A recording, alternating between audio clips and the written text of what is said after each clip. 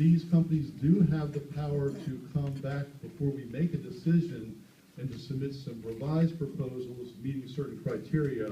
One of the criteria is it's got to be in the best interest for the state, better for the state for this proposal to come forward. But they could alter the number of machines, they could do different things. There's been talk about Rosecroft Raceway having 3,000 machines. They would have, for us to consider any proposal of that nature, we'd have to have additional licensing fees on top of that, because they've only paid a licensing fee for 500 machines. So that's all we consider. That's all the RFP says that we will consider is the number of machines we have money for at hand. That brings us to what do we do? What's our process? And normally this process initially this process took us, I'd say 12 months, maybe as much as, probably for the first one, about 12 months. Having done 5 of them, we've gotten a little bit more expeditious with how we get these done. We found out ways to do it a little bit better. But the first thing that has to be done is that background investigations have to be conducted by that other commission I spoke to you about, not my commission, the other commission, the State Lottery and Gaming Control Agency. They do full background investigations, both financial and personal, of the operators who have submitted proposals, of the investors who have money invested in the proposal, and key personnel. The statute says we, as the Location Commission, can take no action until that commission reports back to us and indicates that the parties have met the criteria set forth in the statute, that they are respectful, responsible type of people to be operating this type of facility in the state of Maryland. So we are, when I talk to you, I'd like to make this decision by the end of December. Some of that is dependent upon how long it takes for the background investigations to be completed. And sometimes that's dependent upon how many different investors there are, how many different partners there are, how freely you get the information from those investors and partners. A lot of things are outside our control. But we've managed to find ways to do it a little bit quicker. Some of these operators are licensed in other jurisdictions, in other states. We can sometimes look and rely and then update what they've submitted in other locations or share some information with other states. That's not my area, that's the other commission's area, but that's one thing that sort of depends on the process. Currently, our commission members have these proposals. Now, when I say these proposals, it is not 5 or 6 sheets of paper. Quite honestly, if I stack them from the floor up, they're probably about 2 feet high. And these are very detailed proposals, some have a lot of drawings in them, have a tremendous amount about history about the companies, very extensive. So each one of our commission members currently has these documents and are reviewing them independently, and that's part of what was happening when we gave them to them at the meeting in June. We also have the power to retain experts that are needed in our discretion to assist us, because there are a lot of market factors that you're going to see for us to consider in making the award. Other factors like infrastructure, other factors such as we're not just the financial numbers, but the numbers that the operators are suggesting that they think would bring in that type of money, what we have an independent analysis, we think that that's accurate. So sometimes we do have experts that come in and assist us in this process. We have not retained any experts now at this time, but that's one of the things we're doing is we review the proposals, is to identify areas where we may need expert help to assist us. And that's something we'll be looking at in the next couple of weeks. In late September, Councilman mentioned about a public hearing.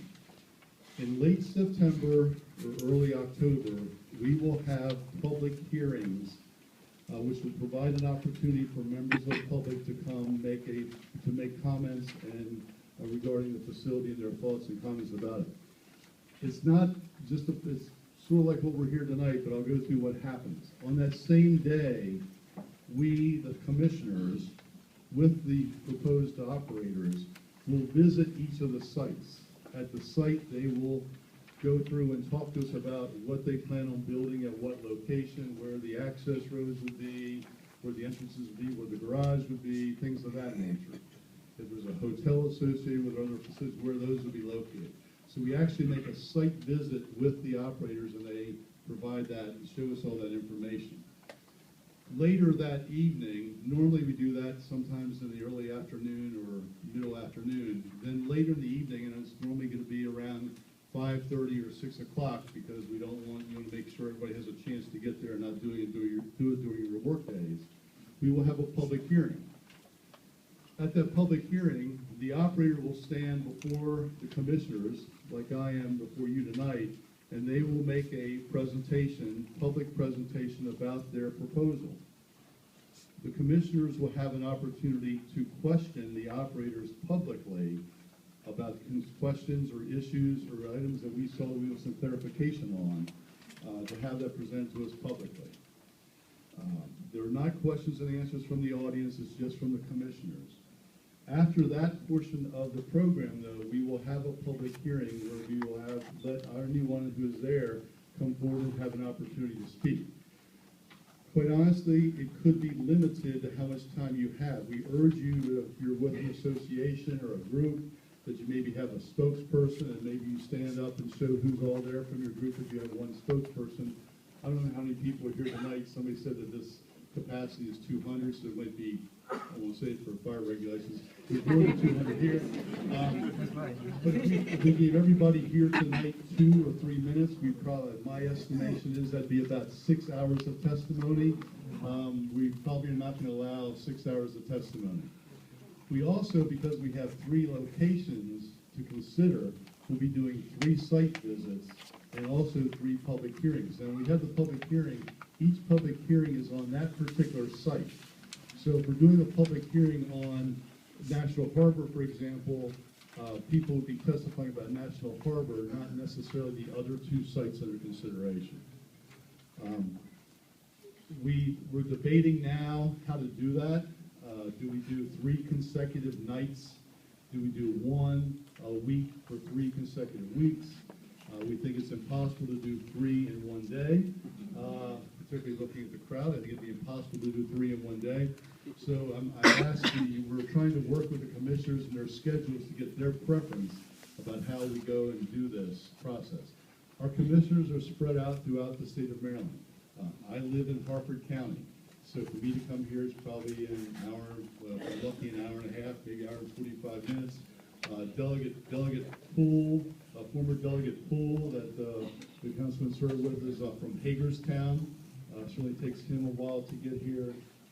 So it's not people who are going to be local and can just drive a few minutes to get here. So we have to take that in consideration. As I said, everybody has their own regular work activities. So we're trying to figure out what's best, and I've talked with the councilman about assisting me in finding the proper venue to hold these hearings once we determine the dates and times of doing so. So we'll work closely with the councilman to see if we can do that as we go forward.